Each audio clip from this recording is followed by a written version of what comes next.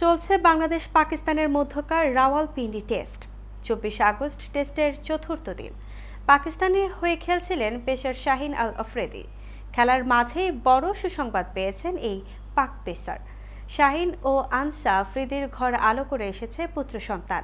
এমন খবরের পর উইকেট পেয়েই করেছেন উদযাপন। শাহিন ও আনসা আফ্রিদির পুত্র সন্তান হওয়ার খবরটি সামাজিক যোগাযোগ মাধ্যমে ঘোষণা দিয়েছে তার পরিবার।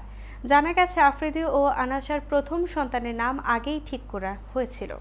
সেই অনুসারেই নিজেদের প্রথম সন্তানের নাম রেখেছেন আলিয়ার শাহিন আফ্রিদি। ক্রিকেট পাকিস্তান বলছে, শাহিদ আফ্রিদির ক্রিকেট পরিবার এই আনন্দের সংবাদে উচ্ছ্বাসিত।